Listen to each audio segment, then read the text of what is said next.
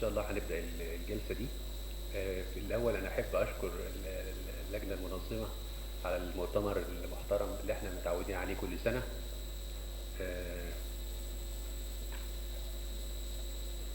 أنا بقدم الأستاذ الدكتور عصام جودة، أستاذ الأمراض الصدرية في كلية الطب جامعة الإسكندرية. هيقدم لنا ألكسندريا كيس برزنتيشن. اللي على الشاشة مش عندك هنا؟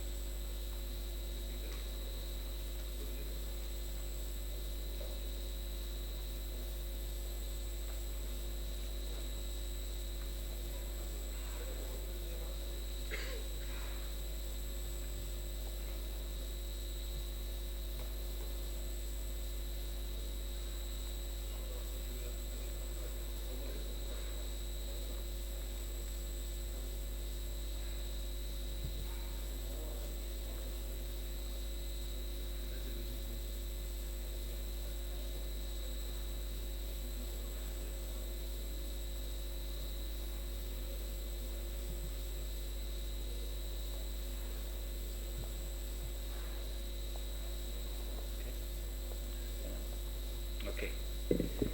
اهلا وسهلا بيكم مره تانية بعد اليوم الجامد بتاع امبارح. النهارده ان شاء الله اليوم خفيف وحلو.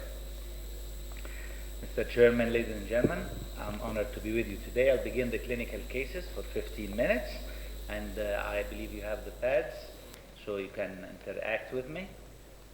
So our first case, it's a cardiopulmonary interaction case. The other one is not working, so please look at this one. A 72-year-old woman is evaluated because of morning headache and swelling in the lower extremity that worsens as the day progresses. She's able to sleep supine using one pillow at night and notices shortness of breath, walking distances greater than 20 feet. On physical examination, significant findings include diminished breath sounds, distant heart sounds, with pulmonic valve component equal to the aortic valve and close splitting of the S2. Lab findings include that oxygen tension is 59, carbon dioxide tension 44, pH 7.4. The ECG shows a right ventricular hypertrophy with cor pulmonale. So this goes with a picture of chronic obstructive pulmonary disease with cor pulmonale. My question would be, which of the following is the best rationale for long-term oxygen therapy for this patient? We will give her oxygen therapy because the oxygen tension is less than or equal to 65, or because of her morning headache, or because there is evidence of cor pulmonale and the oxygen tension is between 55 and 60, or because of her dyspnea. So please vote now.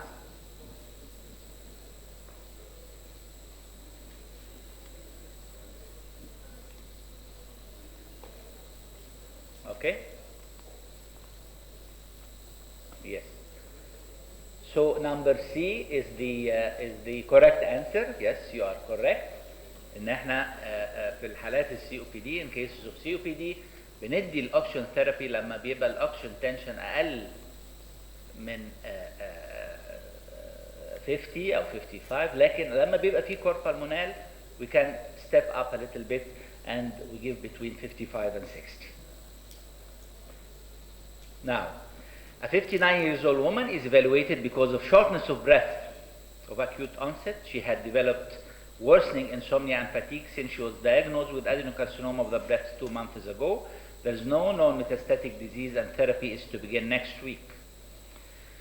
She has no cough or chest pain, temperature كويسة, pulse is 105, respiratory rate 22, blood pressure okay, arterial oxygen tension is around 95%, lungs clear of auscultation, no jugular venous distension, heart sounds normal without murmurs, rubs or gallop, abdomen not tender, chest x-ray no abnormalities, ECG shows only sinus tachycardia, ventilation perfusion scan shows 2 large segmental perfusion defects.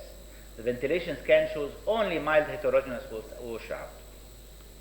This signifies that this is with high probability of pulmonary embolization. لما بنعمل ventilation perfusion scan لما بيبقى في مثلا COPD بنلاقي ايه في matching. لما يبقى ventilation كويس and there is not only the perfusion defect, we can presume that this patient with the circumstances that she has pulmonary embolization. What my question would be, which one of the following is the next step in the management of this patient? Should I give her thrombolytic therapy? Should I proceed to CT pulmonary angio? Should I give her heparin immediately based on these data? Should I do a Doppler ultrasound for the lower extremities or all of the above? Please vote now.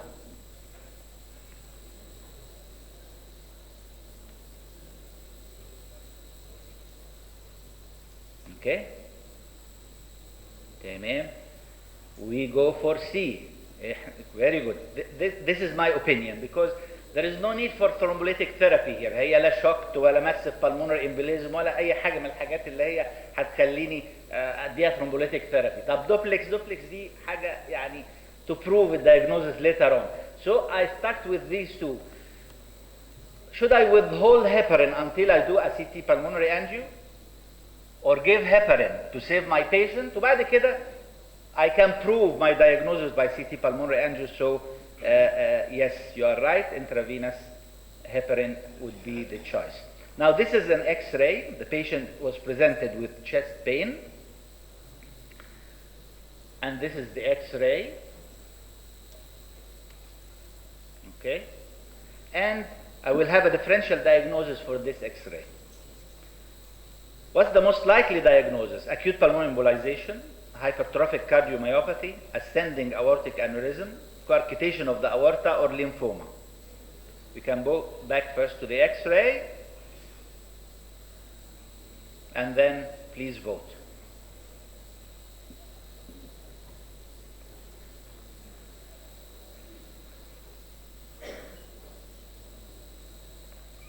Okay? Yes, see. يعني النهارده فواقين قوي. امبارح بالليل كنا نايمين شويه. Of course. Yes, these are very short cases فعشان كده احنا يعني ايه snapshots. Ascending aortic aneurysm is the correct answer واحنا ايه باينه هنا كده هي عشان نسهل. Okay. Now, a 66-year-old woman of normal body weight is evaluated in the emergency department because of weakness. She has diabetes, hypertension, and 1 week ago she underwent cholecystectomy. On physical examination, she weighs 55 kilos, temperature 38, pulse is high a little bit, and respiratory rate also is high, and the blood pressure is 80/60. Abdomen tender, bowel sounds are present. No chest pain, dyspneic, pulse oximetry 88%. Supplemental oxygen was initiated and the ECG showed T wave inversion laterally. Hemoglobin good, patient remains hypotensive. After 1 liter of normal saline was infused with worsening oxygenation. Now, which of the following diagnostic aids is the most appropriate for this time, at this time? Should we do a CT of the abdomen and chest? Should we do a ventilation perfusion lung scan, transthoracic echo, or transesophageal echo? Please vote now. We have some ischemia on the ECG, we have hypoxemia, we have tender abdomen, dyspnea, Okay, let's see the results. So we are equivocal. The people who, or the professors who said A, yes, because there is tender abdomen and there is so we need to know what about the abdomen, what about the chest. B, ventilation, perfusion, lung scan because of the hypoxemia. We might think that this is a pulmonary embolism, but I think we need a bedside diagnosis. We will not wait for the ventilation, perfusion, lung scan to be performed in 1 or 2 days. Transesophageal echo or transthoracic echo. Transesophageal echo, there is no need for transesophageal. I'm not suspecting something on the valves. My choice would go for transthoracic echo because here I will touch many things. The T-wave inversions might be ischemia. And if I'm thinking of pulmonary embolization, with the echo, I might find a pulmonary hypertension. And this will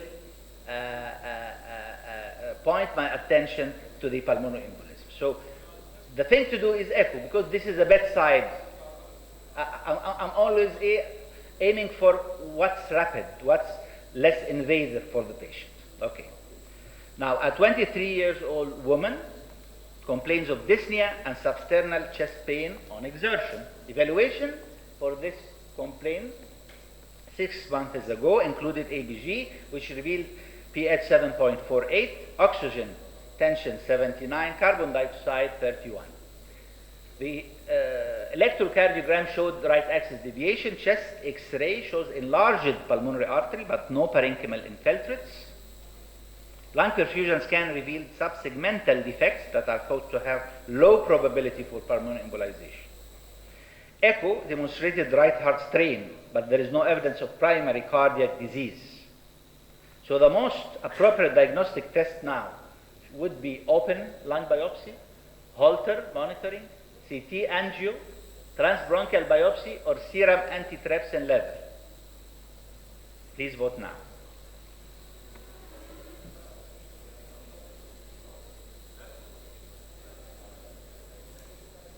Okay. Yes, I go with you to pulmonary angio because the signs and symptoms are suggestive of pulmonary embolization with hypoxemia. We don't go to the invasive procedure, and the ventilation perfusion lung scan, we did not give enough information, so CT pulmonary angio would be the most appropriate investigation and tool to be conducted in this situation. Now, this is a question about sleep apnea syndrome. Which of the following statements concerning central sleep apnea is true? Concerning central sleep apnea. Central sleep apnea is more common than obstructive sleep apnea in patients with heart failure and congestion, of course. Daytime hypercapnia is not seen in patients with central sleep apnea. Obesity is a common finding in central sleep apnea. CPAP is not effective in treating patients with central sleep apnea as opposed to treating patients with obstructive sleep apnea. Unlike obstructive sleep apnea, snoring is not a common complaint. So what do you think is the correct statement? Please vote now.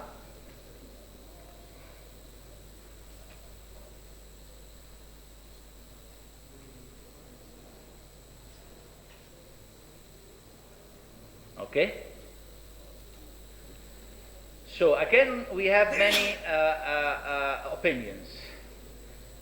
Snoring is the same, both in obstructive and in central sleep apnea.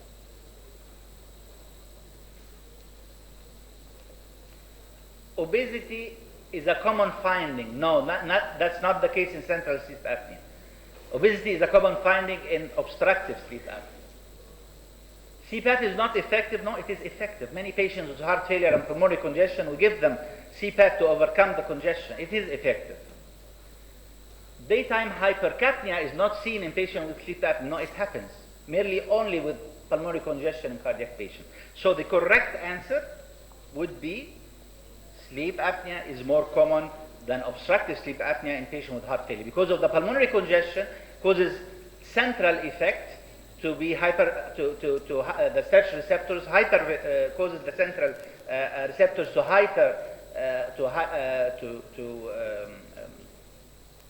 hyperventilate the patient, so there is hypocapnia, and then the cycle goes hypoxemia, hypocapnia. Now, the next question would be, a 34-year-old gentle woman with a diagnosis of primary pulmonary hypertension returns for evaluation. She has had progressive increase in her shortness of breath over the last 6 months. She has marked fatigue for the past 4 months. Last month she had hoarseness of voice. Evaluation by the otolaryngologist led to diagnosis of Ortner syndrome. Ortner syndrome, when the left atrium and the pulmonary artery enlarges and it تبتدي تضغط على ال recurrent laryngeal nerve وهو بيلف من عند الأورطة, and this causes the hoarseness of voice. 1 week ago, she had onset of chest pain and an episode of syncope.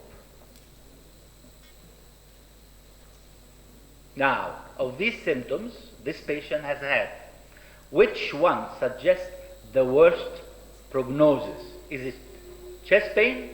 Is it dyspnea? Is it fatigue? Is it syncope? Is it hoarseness of voice? Please vote now.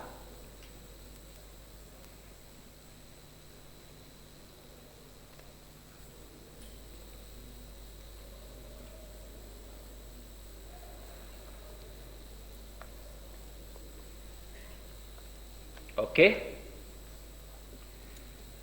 So many of us said D, which is a very good choice. Why?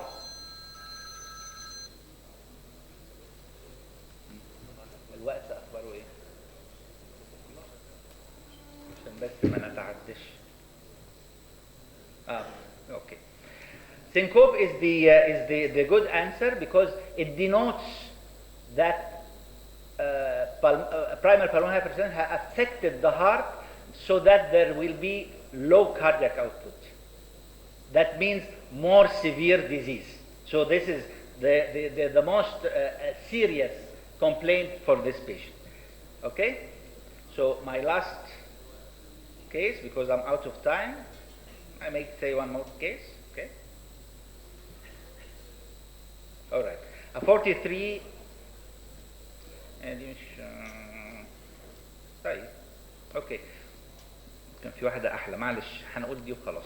A 43-year-old man is evaluated because he falls asleep while working at his computer during the day. He typically goes to bed 11 بالليل يصحى 6. He's uncertain whether he snores طبعا because he will never hear himself snoring.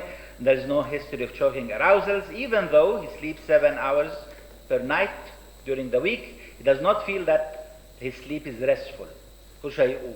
He says that he tosses and turns throughout the night. Nearly early morning, he has headache. He drinks coffee at 12 to avoid falling asleep, and he hasn't had any recent automobile accidents. He has no other medical problems, except that he admits to recent problems with sexual dysfunction. Takes no medications and drinks alcohol only occasionally. On physical examination, this is the height, this is the weight, 80 kilos, and the neck circumference is 44.5 centimeter or 17.5 inch. He has a crowd of oropharynx, blood pressure kaza, palate low laying, uvula elongated. Chest and heart examination reveals no abnormality, no peripheral edema or clogging. Now, which of the following risk factors considered alone is the most predictive of his obstructive sleep apnea? This is an obstructive sleep apnea patient. Does drinking alcohol every evening is the risk factor? Or the excessive daytime sleepiness? Nocturnal sexual dysfunction, which is very important, of course. Neck circumference or morning headache? Please vote now.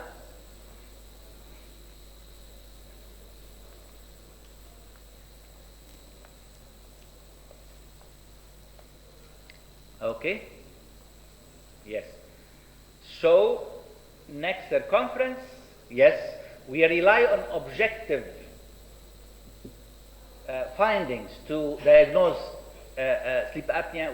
One of them are the neck circumference, the low laying oropharynx, the elongated uvula. We don't rely on any other things. Maybe excessive daytime sleepiness is also one of the main complaint, and I see that about 10% were concerned about nocturnal sexual dysfunction, and I agree with them. Thank you very much.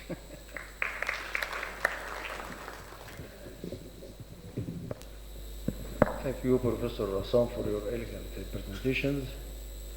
May I call Professor Raif Hosni.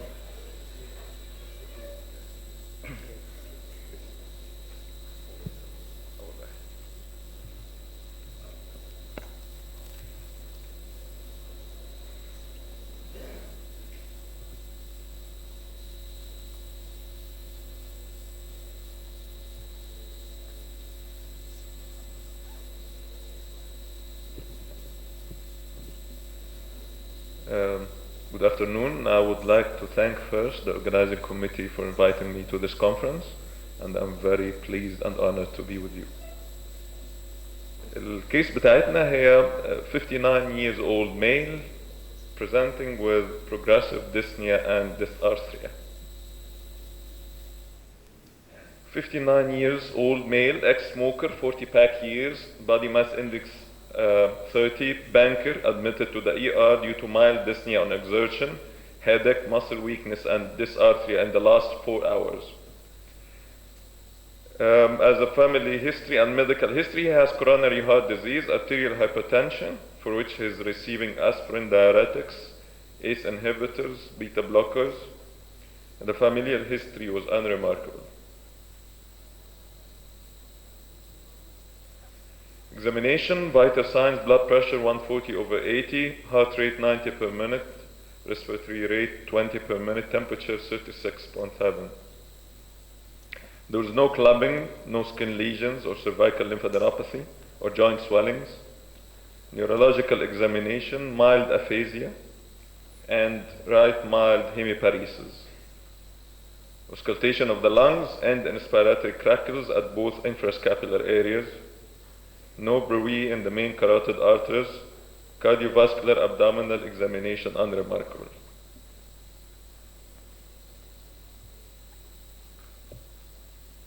Lab tests, arterial blood gases, oxygen tension 70 millimeter mercury, carbon dioxide tension 40 millimeter mercury, pH 7.42, saturation 94% on room air.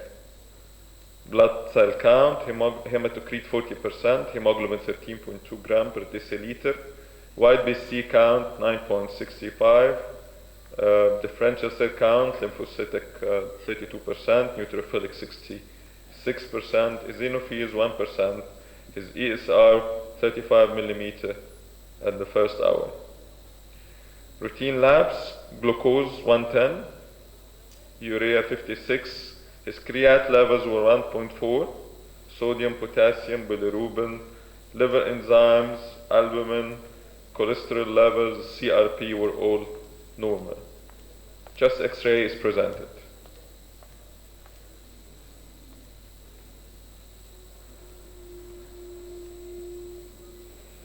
The first question would be, what's the most likely diagnosis? Number 1, community-acquired pneumonia. Number 2, interstitial lung disease. 3, cerebrovascular stroke. 4, anxiety and depression. 5, none of the above.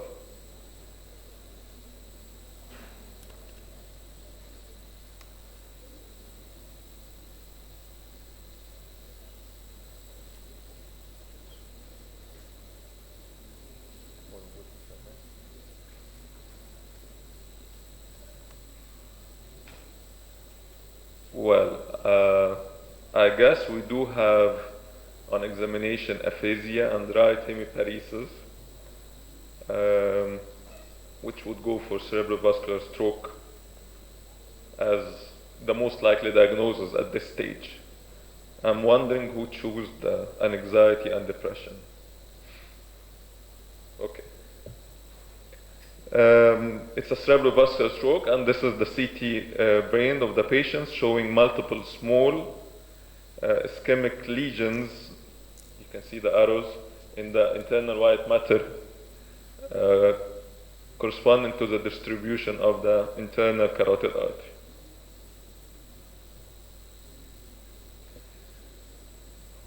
On day 9, the patient was treated with aspirin and low molecular weight heparin, as they considered this is a cerebrovascular stroke. On day 9, patient developed fever, 38 degrees, progressive dyspnea with minimal activity, progressed to be at rest. Considered that he had an infective episode or a hospital-acquired pneumonia. The patient was treated with meronym or meropenem, 1 gram twice daily, corrected to his creat clearance. Arterial blood gases, oxygen tension 60 millimeter mercury. Previously it was 70. Carbon dioxide tension 30 millimeter mercury, pH 7.45, saturation 88 on room air. Blood cell count, we can see a drop of hematocrit 30%, hemoglobin 10 gram per deciliter, with still normal leukocytic or white blood cell count. Routine labs, blood sugar or glucose level is still normal. Urea has increased 156 milligram. Creatinine, serum creatinine 3.5 with a normal profile for the sodium, potassium, and CRP. At this point, he was nephrologist was consultant who asked to do a 24-hour urinary protein level, which came increased in the ratio of 1400 milligram per deciliter. Microscopic urine analysis showed red blood cell renal casts and high resolution CT, which is presented in the next slide.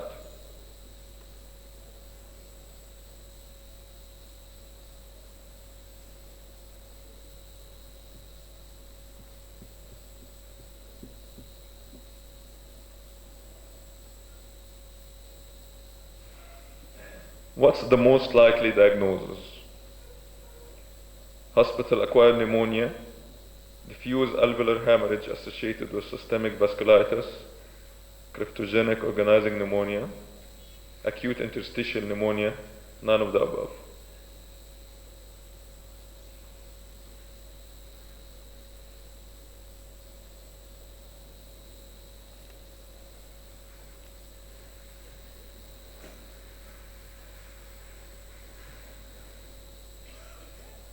Very good. So it's diffuse alveolar hemorrhage associated with systemic vasculitis. We do have a renal affection. We do have a decrease of hemoglobin level and a decrease of oxygen saturation, which goes with diffuse alveolar hemorrhage. And putting things together, systemic vasculitis would be the likely cause for this diffuse alveolar hemorrhage.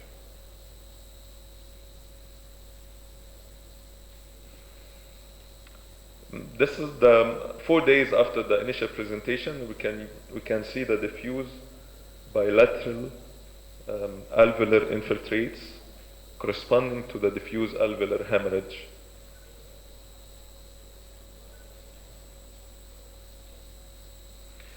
Next diagnostic therapeutic procedure would be bronchoscopy and lavage, intubation followed by intravenous course of broad-spectrum antibiotics, intubation followed by plasmapheresis, short course of non-invasive ventilation, none of the above.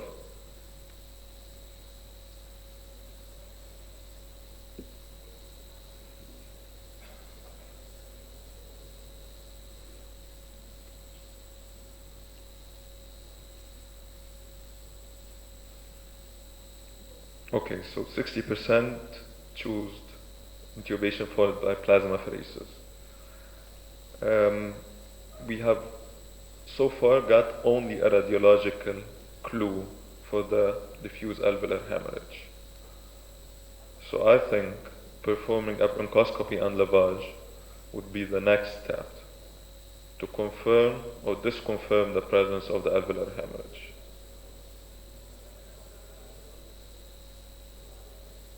It's a diagnostic. It's a diagnostic, yes. Bronchoscopy was done and it revealed a bronchial lavage which was bloody in nature. Differential cell count showed more than 40% pseudophages, which is hemosiderin-laden macrophages. Culture and sensitivity, no growth.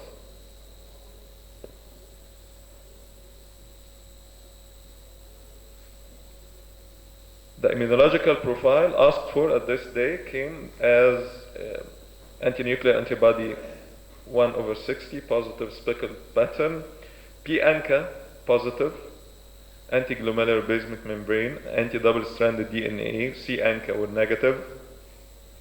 Renal biopsy revealed necrotizing glomerulonephritis.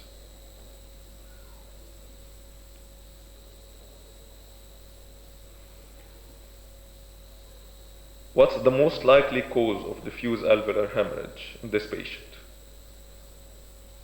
Systemic lupus erythematosus, microscopic polyangiitis, Wagner's granulomatosis, idiopathic pulmonary hemosiderosis, Goodpatcher syndrome. I think we have to look back to this slide.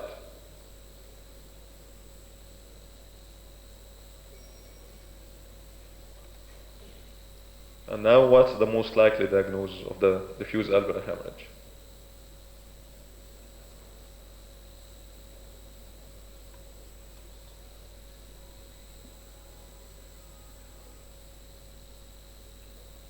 Macroscopic polyangiitis, the high ratios goes for the correct answer. Avasculitis is idiopathic or primary vasculitis, include a group of diseases characterized by inflammation of blood vessels. Classification is based on vessel size, histopathological findings, clinical symptoms. Microscopic polyangiitis is one of the small vessel vasculitis in association or in accordance with Wagner's, Churg-Strauss, cutaneous leukocytoclastic and essential cryoglobulinum vasculitis. This is a picture for the P-ANCA and C-ANCA by immunofluorescent. ANCA is an anti-neutrophil cytoplasmic antibody directed against neutrophils and monocytes. In the case of P-ANCA, it's a perinuclear staining and myel peroxidase is the main target. For the C-ANCA, it's proteinase 3 is the main target and it's a cytoplasmic staining. Why did we choose microscopic polyangiitis? We can see that having a P-ANCA, that's a suggestive serologic features between Churg-Strauss and microscopic polyangiitis, but lacking the suggestive diagnostic features for Churg-Strauss like asthma, peripheral eosinophilia, and tissue eosinophilia, makes us in favor for the microscopic polyangiitis. I'll have to go relatively quickly because of the time. Microscopic polyangiitis, the incidence is around 6.8, 8.9 millions per year. Again, P-ANCA is a suggestive laboratory finding. Most likely it involves the lungs, kidneys in 80 to 90%. There is no history of asthma, and the 5-year survival is around 35 to 40%. CNS manifestations as regards the cerebral vasculitis are not very common in the microscopic polyangiitis in a ratio of less than 1%. Usually it causes vasculitic neuropathy, mononeuritis multiplex, or polyneuropathy. This is features of the microscopic polyangiitis. So the final diagnosis would be cerebral infarct, pulmonary, diffuse alveolar hemorrhage, and renal necrotizing glomerulonephritis. What's the most appropriate therapeutic approach at this point? اللي هي coinciding with the last X-ray would be plasmapheresis, intravenous 1 gram methylprednisolone per day for 3 days, followed by azathioprine 1 milligram per kilogram body weight. Intravenous 1 gram methylprednisolone per day for 3 days, followed by intravenous 1 gram of cyclophosphamide, supportive care, whole lung lavage.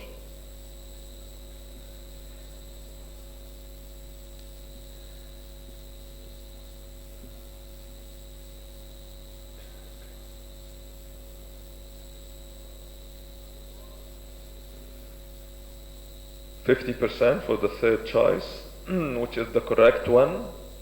Pulse steroids plus pulse of cyclophosphamide would be the treatment of choice according to the literature evidence we do have at the moment. Treatment, we usually tend to induce a remission with corticosteroids, immunosuppressive drugs. 75 to 90% will reach a remission by 6 months.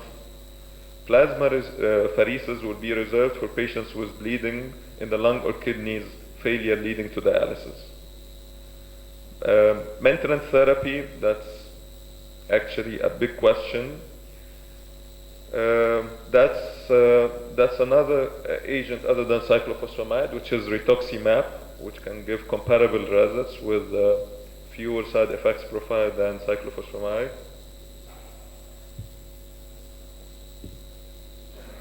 And this is the range of medications which can be used for inducing remission after the induction of remission in the initial phase. We can use azathioprine, we can use Prograf, which is myofort or myofortic, plasma exchange. Follow-up, we can see a marked improvement in the X-ray by day 17 after the pulse dose of methylprednisolone and cyclophosphamide.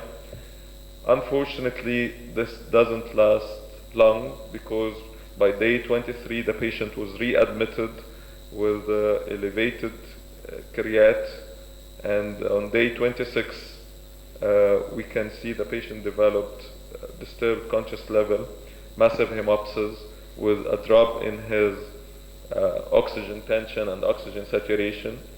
Unfortunately, this is the patient's X-ray with progression of the diffuse alveolar hemorrhage again after the induction of remission. And unfortunately, the case culminated into fatal outcome due to cardiopulmonary arrest. Thank you.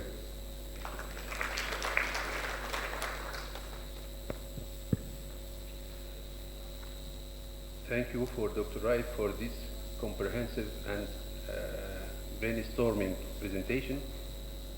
May I introduce Professor Semra to let us enjoy this Turkish case presentation.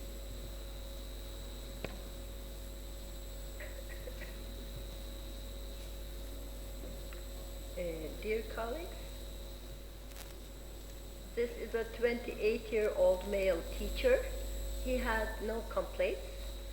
At the annual chest X-ray done at workplace, there was a solitary pulmonary nodule seen, and the workplace doctor referred him to our hospital for further workup.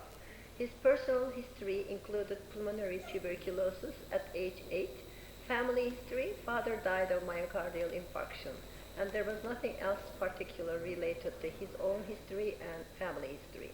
He did not smoke, he did not use alcohol, and he was not using any drugs chronically.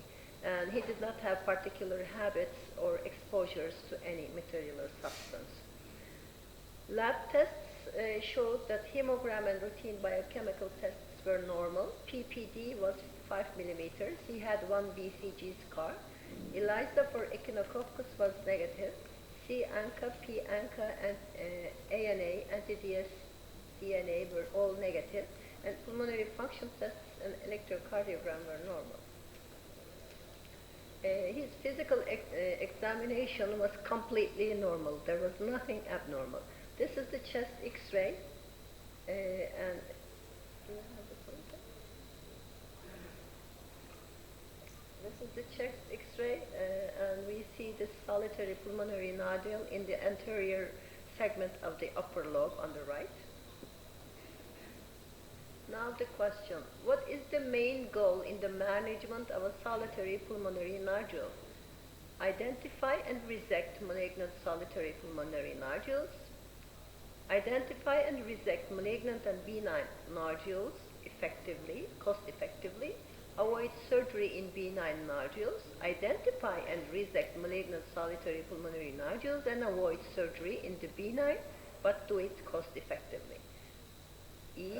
Identify and resect malignant and benign nodules. Cost effectiveness is of no concern. Now what?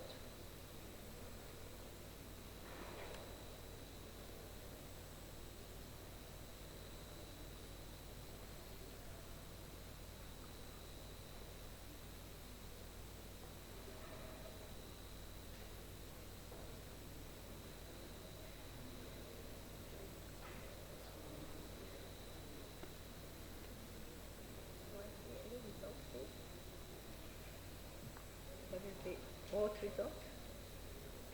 Okay, okay, okay.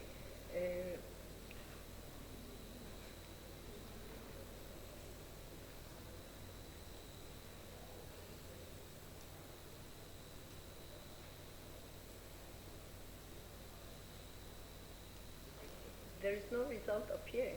Okay. So most of the results are for D. Yes, it's correct, but why? Let's see.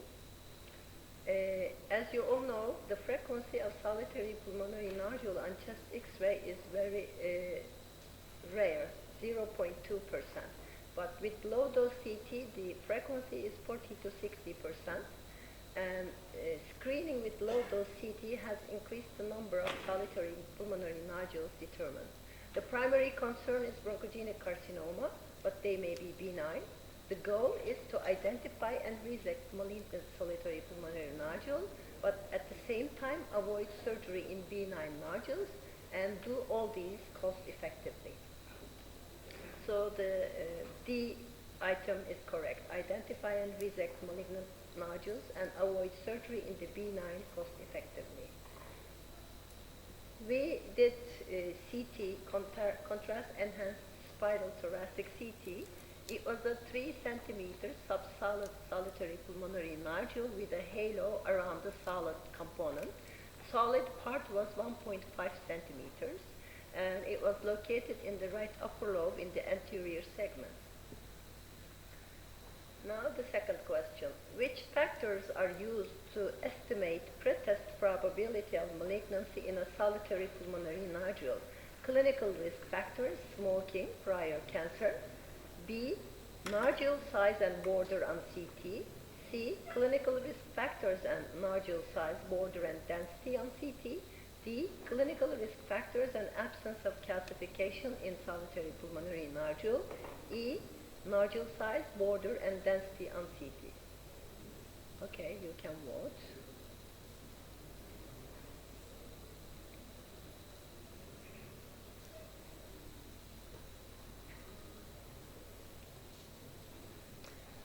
C is getting the most votes, and it's the correct answer. Let's see why. In guessing the probability of cancer, we have to see the clinical risk factors and also combine it with CT characteristics such as nodule size, border, and density.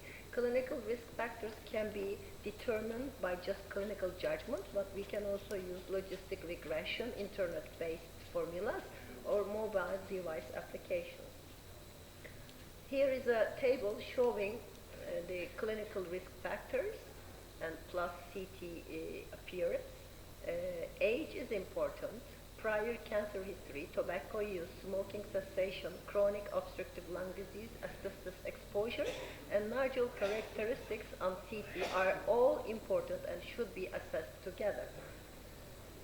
And in the last 5 years, there is an important issue coming into the previous factors. It's ground glass opacity, subsolid nodules. Studies on mostly peripheral adenocarcinoma has shown that pure ground glass solitary pulmonary nodules may have high malignancy. Small ground glass solitary pulmonary nodules are mostly adenocarcinoma in situ. Nowadays they are named as bronchoalveolar carcinoma or as a typical adenomatoid hyperplasia. They at the beginning grow slowly, but they have favorable prognosis when they are growing slowly, but unpredictably they grow suddenly faster, and they may have solid component appearing inside. Then they become invasive and surgery is needed. And the time when they become more aggressive cannot be predicted. So the correct answer is clinical risk factors and solitary pulmonary nodule border, nodule size, border, and density on CT. We have to gather the radiological appearance plus clinical risk factors together to decide on the probability of cancer. Now the third question. Which management strategy would you choose for this particular patient? Please vote.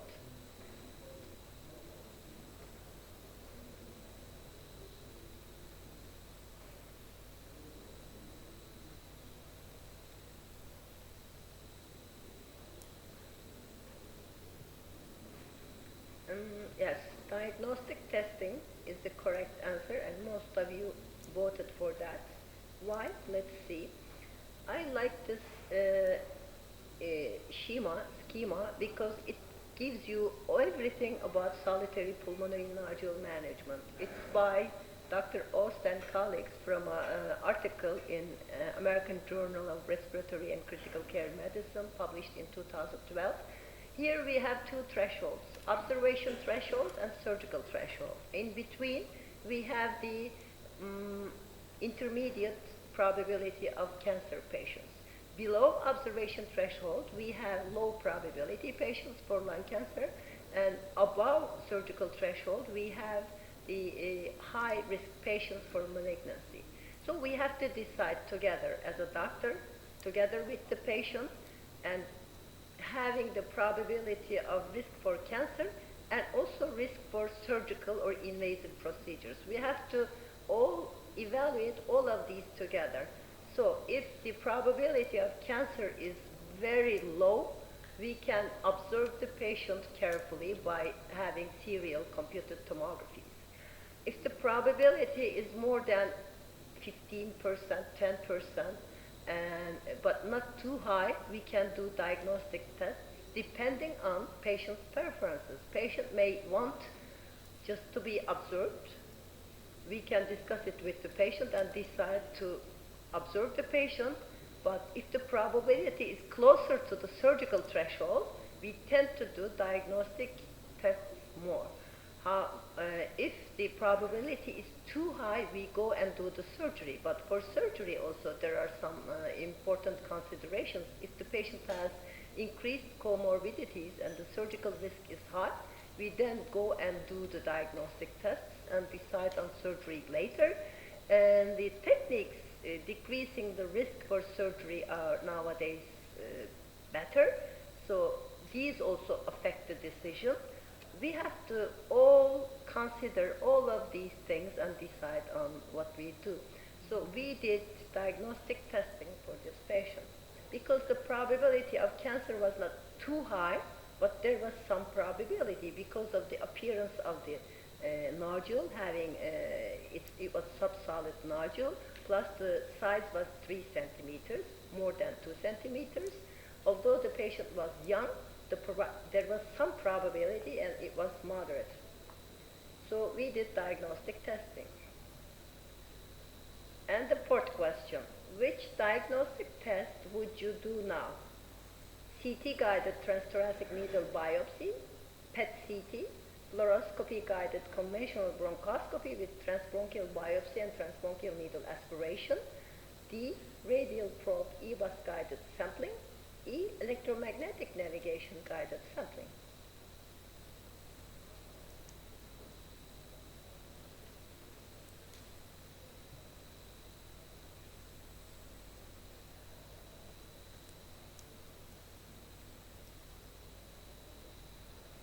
Most of the answers go to C. And it's possible, but I will show why it's not the correct answer.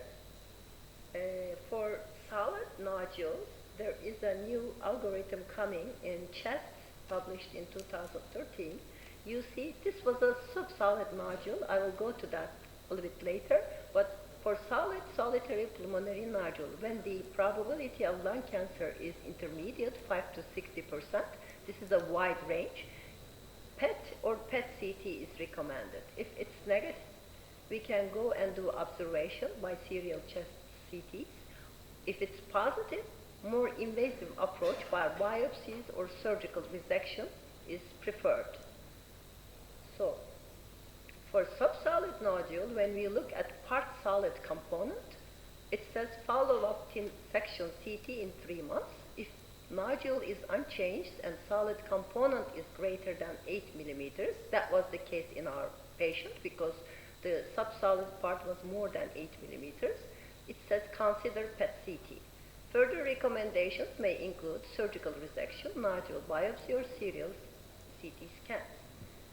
So we did PET-CT.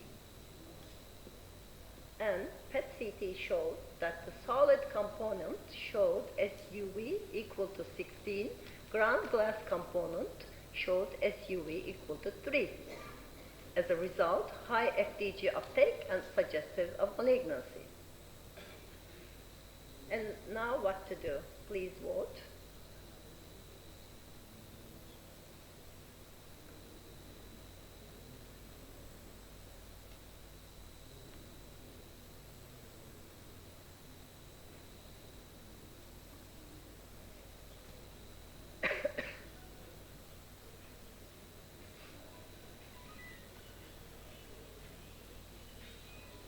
Most of the answers go to D.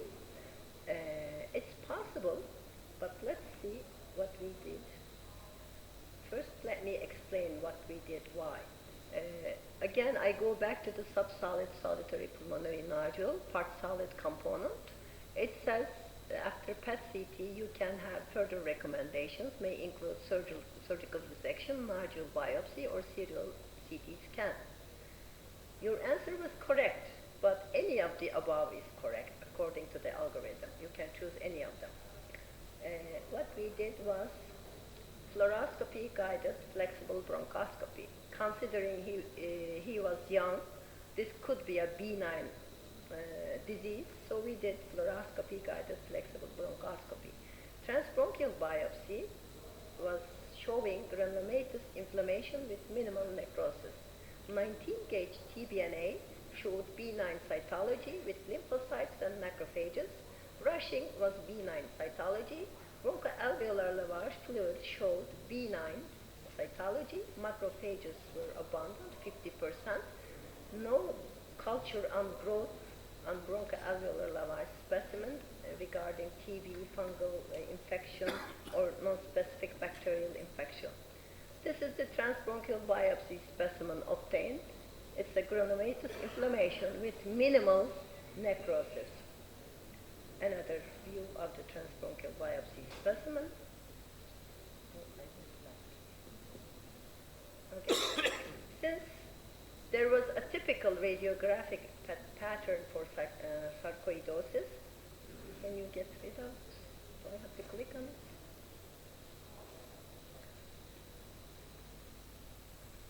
Since the radiographic pattern was atypical for sarcoidosis, there was high SUV on PET-CT scan, and the patient was very anxious about malignancy, and granuloma may accompany some malignancies. We decided together with the patient for VATS. And on VATS, frozen section was benign, and the surgeons did wedge resection. This is the surgical specimen, again showing granulomatous inflammation with minimal necrosis. There was no malignancy.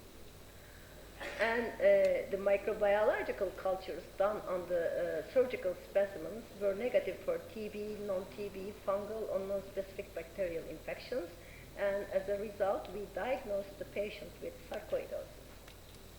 Follow-up, careful observation every 3 to 6 months for the last 2 years showed no radiological recurrence, no complaints or symptoms. And the last question, which is false regarding a ground glass solitary pulmonary nodule? A pure ground glass solitary pulmonary nodule greater than 5 millimeters is followed up by CT in 3 months and then yearly if unchanged. B, PET-CT can be beneficial if the solid component of a semisolid solitary pulmonary nodule is greater than 8 millimeters.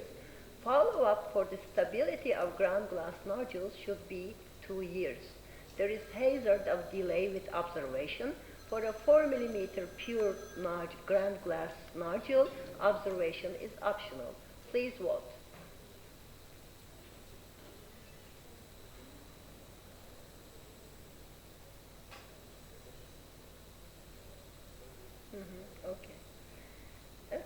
No problem. The correct answer I will tell. We see three different nodules: pure ground glass, semi-solid nodules, as in the one R case, and solid nodule.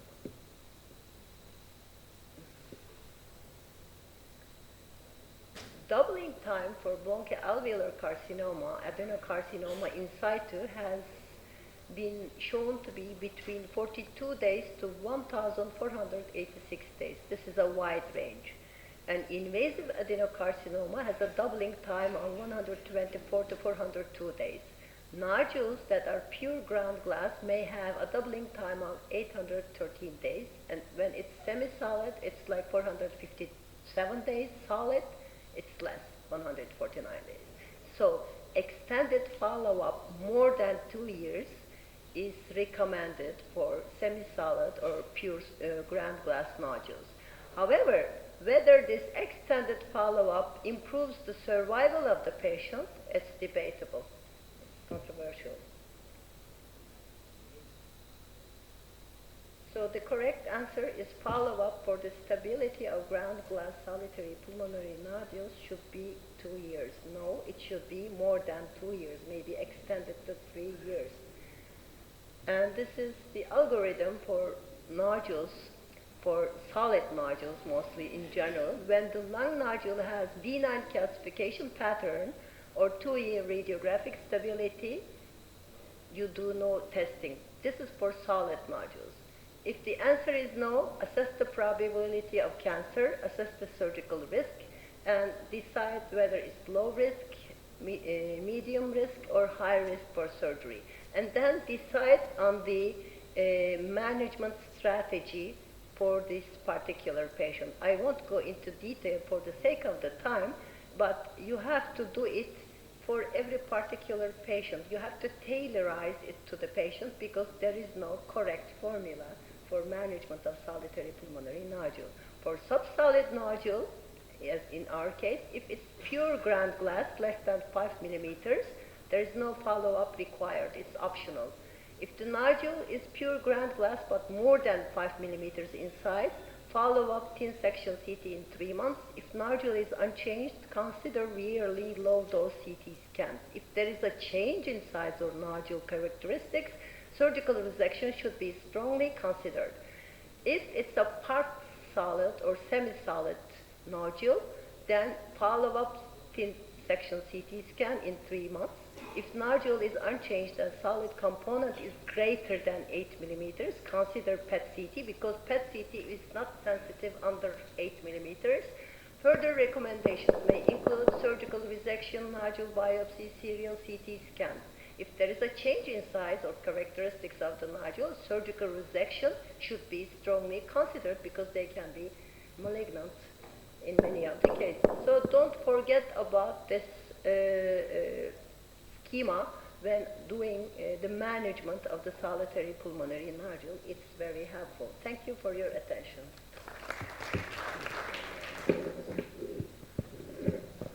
Thank you, Professor Smira, for your elegant case presentation. And now may I call the last case presentation from Ain Shams, Dr. Jihan Assal. Thank you.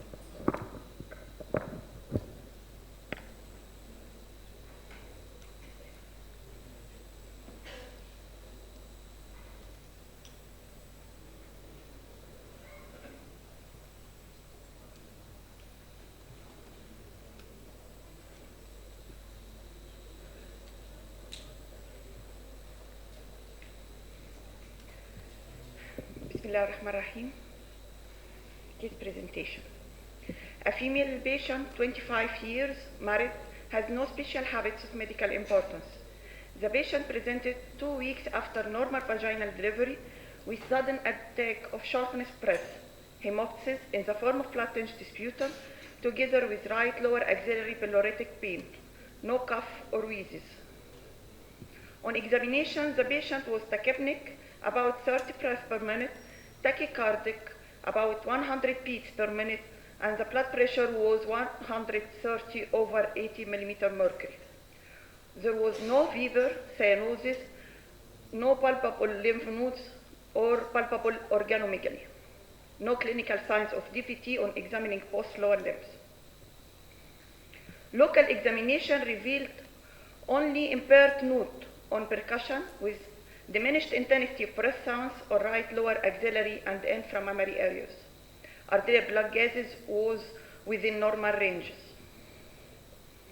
This was the chest X-ray done for the patient. Our first question is, what's your provisional diagnosis? Aspiration pneumonia, pulmonary embolism, peripheral sepsis, query malignancy. Please start voting.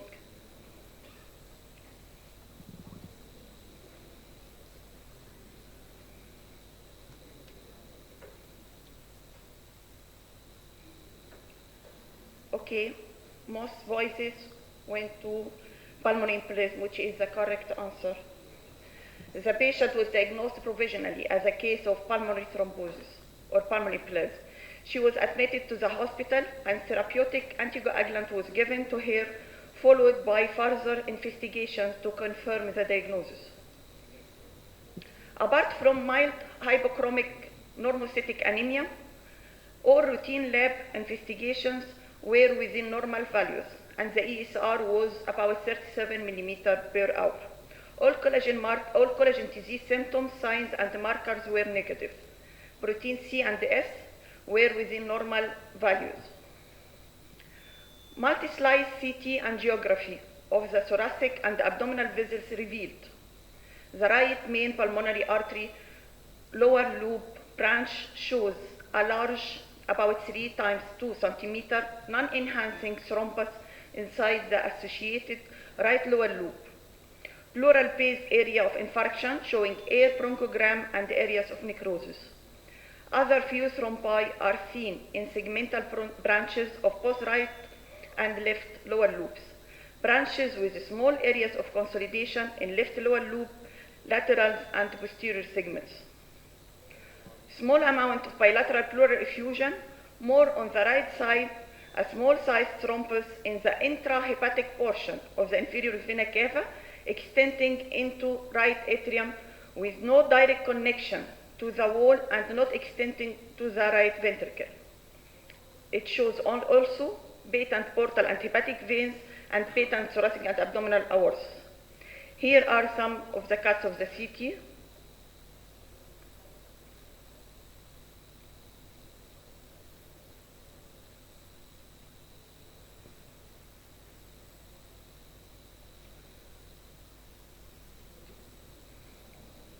So duplex study of both lower limbs revealed no evidence of thrombosis. Transthoracic echo was done, and we are asking, what did it reveal? Question number 1, elevated pulmonary artery pressure, normal pulmonary artery pressure, affected ejection fraction, or maybe other findings. Please vote.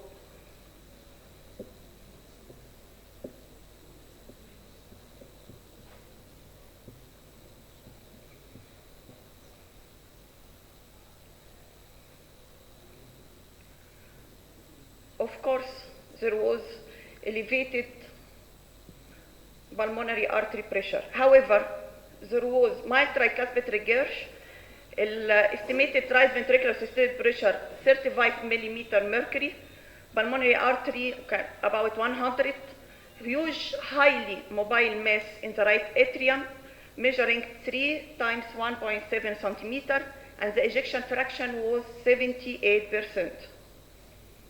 This is the picture of the echo. May I have a pointer, please?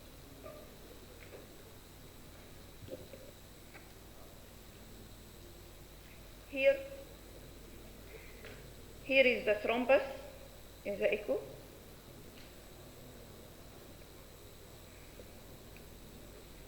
Transesophageal echo was done and revealed a highly mobile thrombus measuring about 64 times 17 millimeter protruding from the inferior vena cava into the right atrium and crossing the tricuspid valve during diastole with no attachment to right atrium wall or interatrial septum.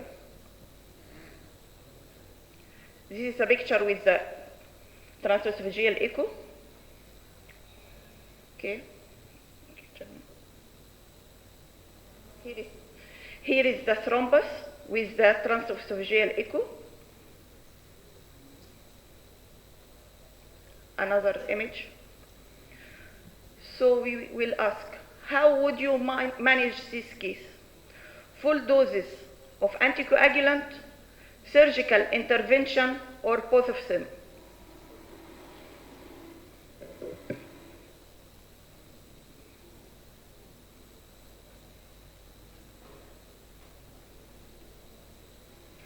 Right voting, of course.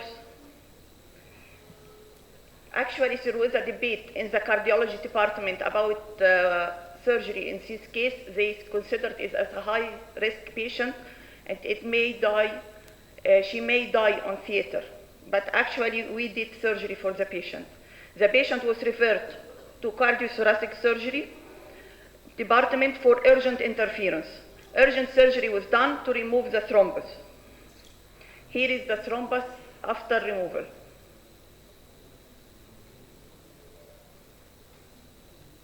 The patient improved and discharged 10 days later for follow-up. Thank you. Thank you, Dr. Jihan, especially for keeping time. And by the end of the presentation of Dr. Jihan, we come to the end of this session. Thank you for attention.